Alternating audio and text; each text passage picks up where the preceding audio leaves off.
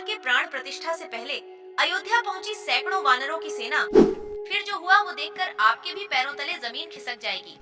जैसे जैसे प्राण प्रतिष्ठा की तारीख नजदीक आ रही है, वैसे वैसे अयोध्या में चमत्कार पर चमत्कार हो रहे हैं। तो चलिए आज के इस वीडियो में अयोध्या में हो रहे वो सभी चमत्कारों पर बात करते हैं। दोस्तों, जैसा कि आप जानते ही हैं कि 22 जनवरी के दिन अयोध्या के राम मंदिर में प्रभु श्री राम की प्राण प्रतिष्ठा होने वाली है, जिसके लिए अयोध्या नगरी को दुल्हन की तरह सजाया गया है और देश विदेश से लाखों श्रद्धालुओं का झुंड अयोध्या पहुंच चुका है।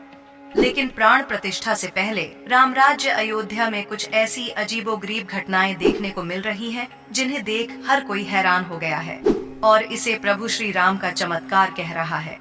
दोस्तों, 500 सालों का संघर्ष, 134 साल लंबा कोर्ट केस और 4 साल तक अयोध्या के हजारों सनातनियों के दिन रात की मेहनत के बाद आखिरकार राम जन्मभूमि मंदिर का निर्माण कार्य समाप्त हो चुका है और 22 जनवरी के दिन 1200 स्तंभों पर खड़े इस भव्य मंदिर में रामलला की प्राण प्रतिष्ठा की जाएगी। लेकिन क्या आप जानते हैं कि जब स्तंभ लगाने के लिए अयोध्या के इन जगहों पर खुदाई चल रही थी, तभी एक ऐसा चमत्कार हुआ जिसे देखकर वैज्ञानिक भी हक्के बक्के रह गए और मंदिर की भूमि पर माथा टेककर जय श्री राम के नारे लगाने लगे। दोस्तों, 5 अगस्त 2020 को करीब 500 सालों के इंतजार के बाद आखिरकार राम मंदिर का भूमि पूजन हुआ और इसके निर्माण कार्य को तुरंत शुरू कर दिया गया।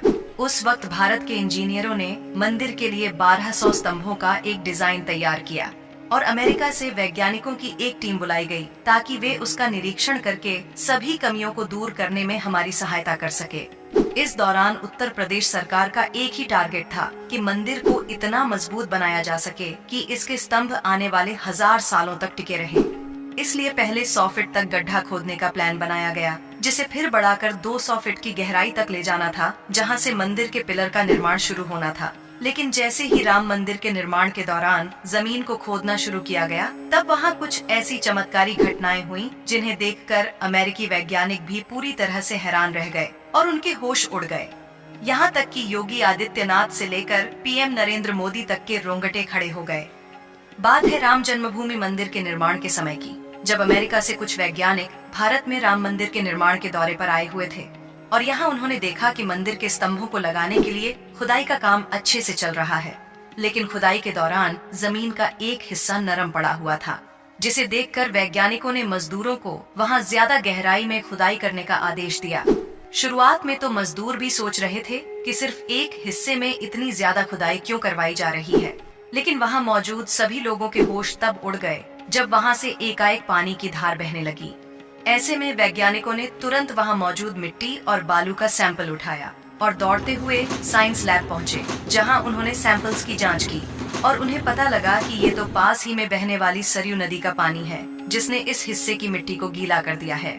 दोस्तों, ये बात वैज्ञानिकों के लिए काफी बड़ी समस्या बन गई, क्योंकि अगर यहाँ लगातार ऐसे ही पानी बहता रहता तो मंदिर के लोहे के पिलर पर कुछ ही टाइम बाद बुरी तरह जंग लग जाता और पिलर कमजोर पड़ जाते। ऐसे में वैज्ञानिकों ने टेस्टिंग के बाद 12 खंभों के निर्माण किए और उन्हें 125 फीट की गहराई में डालकर 30 दिनों तक उन्हें ऐसे ही छोड़ दिया, जिसके बाद जब टेस्टिंग के लिए उन पर 70 टन का वजन डाला गया और भूकंप के झटके दिए गए, तो वो अपनी जगह से खिसक गए, जिस वजह से राम मंदिर के निर्माण कार्य को तुरंत रोक दिया गया। अब वैज्ञानिकों को कुछ समझ नहीं आ रहा था कि इस गीली मिट्टी पर पिलर कैसे खड़े किए जाएंगे, लेकिन उन्हें नहीं पता था कि इस भव्य मंदिर को बनाने के नेक काम में उन सभी पर माता सरयू का आशीर्वाद बना हुआ है। आखिर में जब कोई रास्ता नहीं दिखा, तब सभी मिलकर भगवान श्री राम से प्रार्थना करने लगे, क्योंकि जाहिर सी बात थी कि अगर माता सरयू के पानी की धार नहीं रुकती तो मंदिर का निर्माण कार्य संभव नहीं हो पाता। लेकिन उनकी आस्था देख भगवान श्री राम ने उनकी प्रार्थना सुन ली और इंडियन इंस्टीट्यूट ऑफ टेक्नोलॉजी से जो लोग इस प्रोजेक्ट पर काम कर रहे थे, उनके दिमाग में अचानक से गीली मिट्टी में पकड़ बनाने वाले कुछ खास तरीके के पिलर को बनाने का आइडिया आ गया। इन चमत्कारों को देखकर जो वैज्ञानिक हर कुदरती करिश्मे को लेकर तर्क वितर्क देते रहते हैं, वो भी प्रभु श्री राम के भक्त बन गए और उन्होंने भी रामलला की जन्मभूमि के पास मौजूद दिव्य शक्ति का अनुभव किया, जिसके बाद एक बार फिर मंदिर के निर्माण का काम जोर शोर से शुरू हो गया। हालांकि दोस्तों ये तो सिर्फ शुरुआत थी, क्योंकि पिलर बिठाने के लिए जब वैज्ञानिक और इंजीनियर्स ने अयोध्या की इस पावन भूमि पर 200 फीट गहराई तक खुदाई की, तब उन्हें कुछ ऐसा मिला जिसे देखकर उन सभी की आंखें खुली की खुली रह गईं। दरअसल जिस राम मंदिर के इतिहास को साबित करने के लिए सनातनियों ने 500 साल तक संघर्ष किया और जिस मंदिर के लिए 134 सालों तक कोर्ट में केस चलता रहा, इतिहास में उसकी मौजूदगी के सबूत तो उसी पावन भूमि के अंदर छिपे हुए थे। जी हाँ, सतह से 200 फीट की गहराई में प्राचीन राम मंदिर के कई सबूत मिले, जिसमें ढेर सारी मूर्तियां और स्तंभ शामिल हैं। लेकिन अब सवाल ये है कि राम मंदिर की स्थापना किसने की थी और कैसे बाबर ने इस पवित्र मंदिर को तोड़कर इसकी जगह बाबरी मस्जिद बनवाई थी। इस रहस्यमय इतिहास के बारे में कुछ ही लोग जानते हैं, लेकिन जब आप इसके बारे में सुनेंगे तो आपकी धड़कनें भी जोर जोर से धड़कने लगेंगी और जुबान से निकलेगा सिर्फ एक ही नाम, जय श्री राम। दोस्तों, राम मंदिर का इतिहास सदियों पुराना है। इस भूमि पर ही प्रभु श्री राम का जन्म हुआ था, इसलिए इसे राम जन्मभूमि कहा जाता है। कहते हैं कि भगवान श्री राम के जल समाधि लेने के बाद अयोध्या नगरी कुछ सालों के लिए उजाड़ सी हो गई थी, लेकिन उनकी जन्मभूमि पर बना महल वैसे का वैसा ही था। भगवान श्री राम के पुत्र कुश ने एक बार फिर राजधानी अयोध्या का पुनर्निर्माण कराया। इस निर्माण के बाद सूर्य वंश की अगली 44 पीढ़ियों तक इसका अस्तित्व आखिरी राजा महाराजा बृहदबल तक अपने चरम पर रहा। कौशल राज बृहदबल की मृत्यु महाभारत युद्ध में अभिमन्यु के हाथों हुई थी। महाभारत के युद्ध के बाद अयोध्या उजड़ सी हो गई, मगर श्री राम जन्मभूमि का अस्तित्व फिर भी बना रहा। इसके बाद यह उल्लेख मिलता है कि ईसा के लगभग 100 वर्ष पूर्व उज्जैन के चक्रवर्ती सम्राट विक्रमादित्य एक दिन आखेट करते करते अयोध्या पहुंच गए। थकान होने के कारण अयोध्या में सरयू नदी के किनारे एक आम के पेड़ के नीचे वे अपनी सेना सहित आराम करने लगे। उस समय यहाँ घना जंगल हो चला था। महाराज विक्रमादित्य को इस भूमि में कुछ चमत्कार दिखाई देने लगे। तब उन्होंने जांच पड़ताल की और पास के योगी और संतों की कृपा से उन्हें पता चला कि ये श्री राम की जन्म भूमि है। उन संतों के निर्देश से सम्राट ने यहाँ एक भव्य मंदिर के साथ ही कूप, सरोवर, महल आदि बनवाए। कहते हैं कि उन्होंने श्री राम जन्मभूमि पर काले रंग के कसौटी पत्थर वाले 84 स्तंभों पर विशाल मंदिर का निर्माण करवाया था। इस मंदिर की भव्यता देखते ही बनती थी। यहाँ पर अद्भुत राम मूर्ति को स्थापित किया गया था। विक्रमादित्य के बाद के राजाओं ने समय समय पर इस मंदिर की देखरेख की। 14वीं शताब्दी में हिंदुस्तान पर मुगलों का अधिकार हो गया और उसके बाद ही राम जन्मभूमि और अयोध्या को नष्ट करने के लिए कई अभियान चलाए गए, जिसके बाद 1527 में इस भव्य मंदिर को तोड़ दिया गया और उसकी जगह बाबरी ढांचा खड़ा किया गया।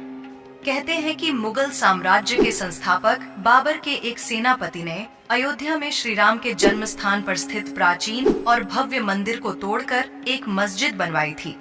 तब से लेकर पिछले 500 सालों से मुगलों द्वारा हथियाई हुई इस पावन भूमि को वापस पाने का संघर्ष चलता रहा और आखिरकार 2019 में कई बरसों की सुनवाई के बाद सुप्रीम कोर्ट ने राम मंदिर के पक्ष में अपना फैसला सुनाया। फिर 5 अगस्त 2020 के दिन राम जन्मभूमि मंदिर के लिए भूमि पूजन किया गया और महज 3 सालों में उत्तर प्रदेश सरकार ने राम मंदिर का निर्माण पूरा करवा लिया है। अब 22 जनवरी 2024 को मंदिर के गर्भगृह में रामलला की प्राण प्रतिष्ठा की जाएगी और 24 जनवरी के दिन राम जन्मभूमि मंदिर का उद्घाटन होगा। दोस्तों, राम मंदिर के निर्माण से जुड़ी एक रोमांचक बात ये है कि मंदिर के गर्भगृह के ठीक 200 फीट नीचे एक टाइम कैप्सूल रखा गया है। अब आप सोच रहे होंगे कि ये टाइम कैप्सूल क्या होता है, तो आपको बता दें कि ये खास तरह का मटेरियल से बना कंटेनर होता है जिसमें हर तरह के मौसम को सहने की क्षमता होती है और ये अपने अंदर मौजूद सामान को सदियों तक बचाए रखता है। और राम मंदिर के नीचे रखे गए टाइम कैप्सूल में एक ताम्र लेख रखा गया है। इस ताम्र पत्र पर मंदिर के संक्षिप्त इतिहास की तारीख, भूमि पूजन करने वाले मुख्य अतिथि, उपस्थित विशिष्ट जन का नाम, निर्माण की शैली और वस्तुओं का नाम लिखा गया है। क्योंकि अगर भविष्य में इस मंदिर की भूमि को लेकर कोई सवाल खड़ा हो तो ये टाइम कैप्सूल एक ऐतिहासिक दस्तावेज के रूप में काम करेगा। आपको बता दें कि 2011 में पीएम मोदी ने महात्मा मंदिर के नीचे और 1973 में इंदिरा गांधी ने लाल किले के नीचे ऐसा ही टाइम कैप्सूल डाला था। बहरहाल आज के इस वीडियो में इतना ही। आप किस तरह से सेलिब्रेट करने वाले हैं? 500 सालों का लंबा इंतजार का कमेंट में जरूर बताएं। साथ ही वीडियो पसंद आई हो तो कमेंट में जय श्री राम जरूर लिखें